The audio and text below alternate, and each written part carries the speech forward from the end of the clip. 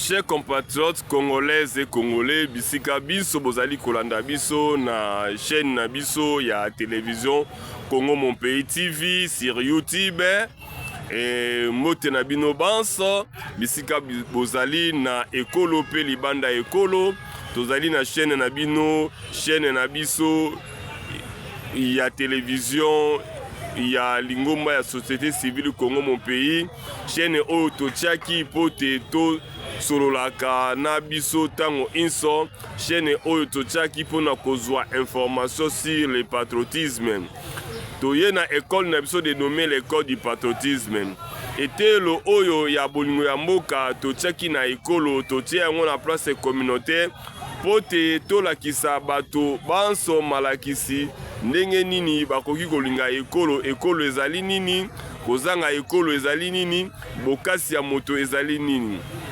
lelo toye lisusu liboso na bino mpona kolobela maye matali ekolo na yango oyo yo ozwi libaku ya kolanda biso na en direct to ozwi lien ya émission oyo zwa émission otindela baninga pe senga baninga basabone massivement na chaîne oyo eli chaîne ya moto te eli chaîne ya politique te eli chaîne ya lingomba te kasi eli chaîne ya bayi kongomani banso totie yango mpona kolakisa biso makambo etali kaka ekolo etali bolingo ya ekolo toyei kocomprendre na mboka na biso après étude minutieuse approfondie après koyekola mpenza ekolo tososolaki ete ekolo na biso ezali na bato na bwanya ezali na bato na mayele ezali na banganga nzambe ezali na banganga mayele ezali na nkita monene ezali mabele ya tuya toyali na mai tozali na iso oyo bato bayi koanvie na molongo mobimba kasi nzoka nde ekolo oyo bato bakoanvie de gauche à droite ekolo oyo pepe na yango bakolo na yango bakonyokwama bakosufri ekolo ezali na banzela te mboka ezali na misala te mboka ezali kokufa mobu na mobu na yango tokomprenaki ete toyekolaki eloko nini ekoboma mboka na biso tolobaki ete mboka ezali na makoki nyonso oyo ekoki kotombwama mpe kokende liboso mboka ezali kosala ebandeki kosala fierté ya Afrika mboka oyo baafrikain bande kobetela tolo lelo ekomi mboka ya soni na Afrika mboka ya pasi na Afrika mboka oyo peuple akomi yeba te asala nini moto akoyeba te akobanda wapi mboka oyo ekomi mboka ya baguerre mboka ekomi ya baépidémie et sur ce tolobaki ete tokoyekola toyekoli toyekososola ete bato balingi mboka te tozali na bakongomani ebele bazali na bakapasité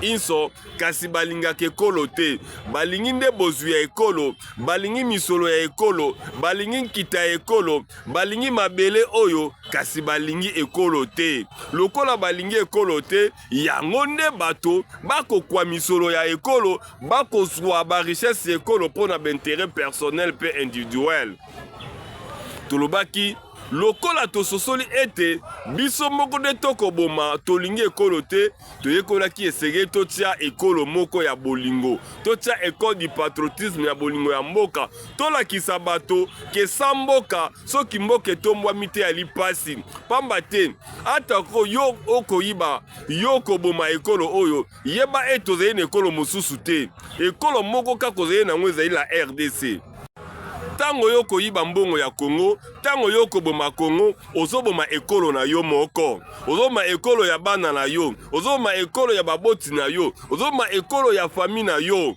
ozoboma kaka ya ngai te ozoboma ya ye te ekolo ezali ya mokonzi ekolo te ezali ya premier ministre te ezali ya badepute te me ekolo ezali ya biso banso esengeli biso nyonso tozwa conscience soki ekolo ezali te ntina na biso ezali te chers compatriotes kolandanga ekole oyo ezali mpona moto moko te eye lokola policier te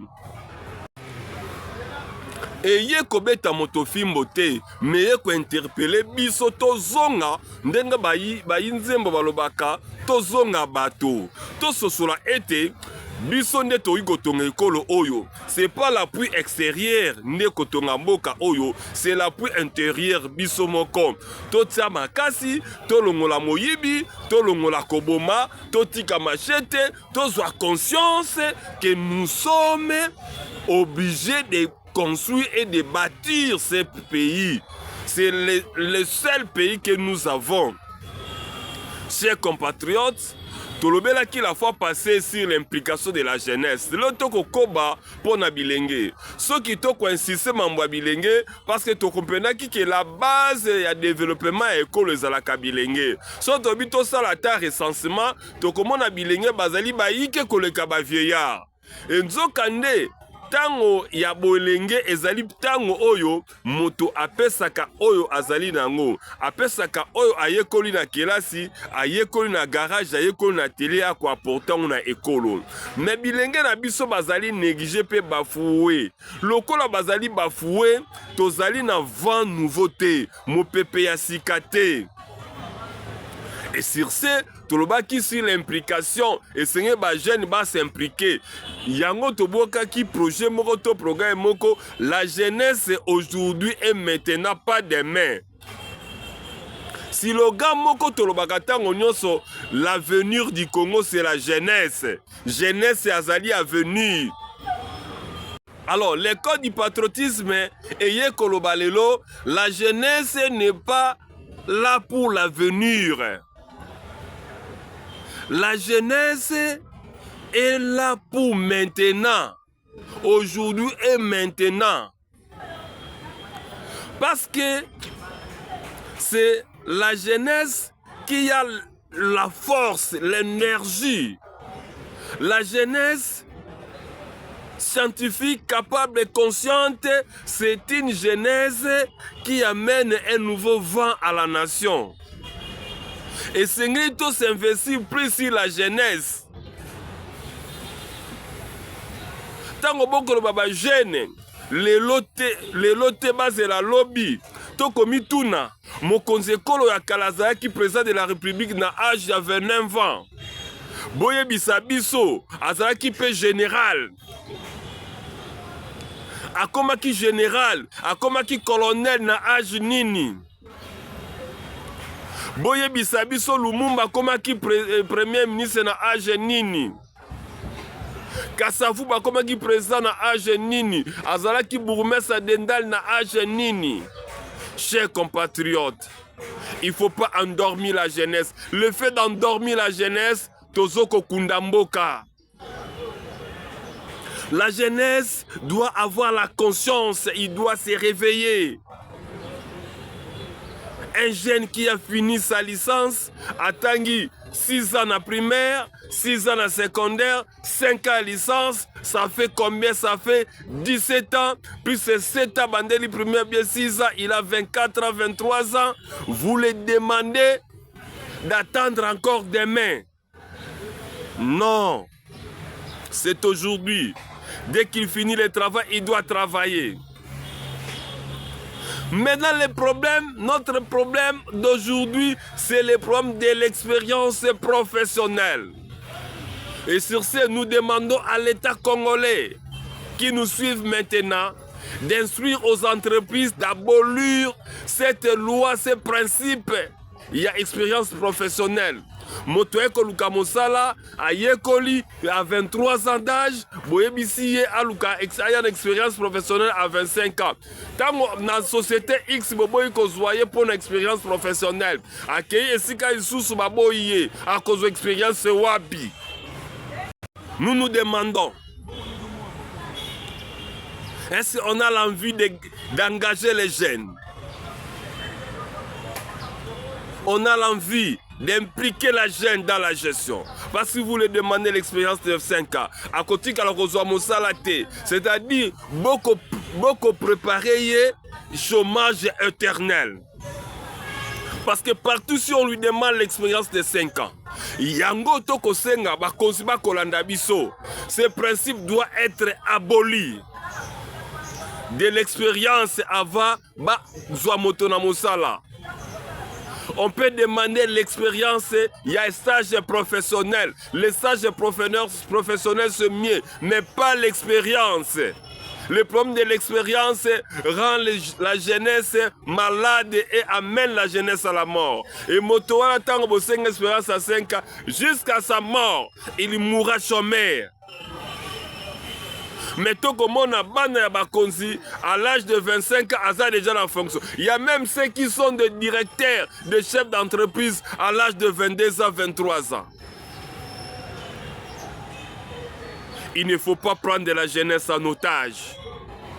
Chère autorité, Binobo Kolanda Biso, notre jeunesse est prise en otage. Vous devez veiller sur ça. C'est ça le patriotisme, l'amour du patrie. Il faut penser à la jeunesse. Ces mêmes jeunes-là qui vous soutiennent, ces mêmes jeunes-là qui soutiennent le pouvoir, c'est les mêmes jeunes-là qui soutiennent les partis politiques. Ils sont dans des partis politiques, mais lorsqu'il y a le partage des gâteaux, le pouvoir, la jeunesse est en oubliette. Impliquer la jeunesse dans la gestion. Abolir ces principes-là d'expérience. Les autres belaka principe à expérience. Nous sommes contre ça, jusqu'à dernière énergie. Et nous demandons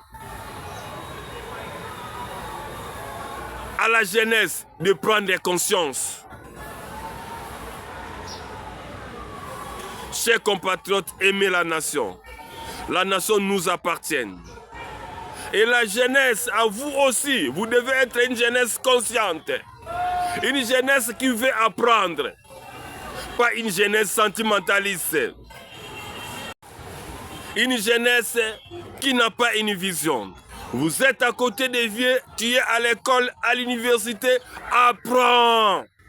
Yekola, il y a un autre problème. Aujourd'hui, il y a des licenciés qui ne savent même pas écrire une phrase. Et c'est vous aussi, cette partie de la jeunesse qui crucifie la jeunesse. Aujourd'hui, comment tu as licencié, comment tu as pris ces diplômes, comment tu as décroché les diplômes. Et vous devez prendre conscience que vous êtes là pour la nation. Lorsque vous partez à l'université, vous étudiez pour la nation. À l'école, pour la nation. Tu es dans un atelier pour la nation. Dans un garage, c'est pour la nation. La jeunesse, évitez que tu sois sacrifié. Naba erreur nayo. Il y a des jeunes qui ne savent même pas écrire, mais avec des gros diplômes. Prenez conscience de la jeunesse. Que le pays t'appartient, c'est toi qui as la force, l'énergie de la nation. Tangozamoke, chers compatriotes, abonnez-vous à la chaîne Nabiso, Tokute Namino Susulobi, Oliko soutenir émission Oyo, et numéro Nabiso Zali 081 052 62 88. Les codes du patriotisme est toujours proche de vous. Prenez Nabino pour vous informer rien que sur l'amour du patrie.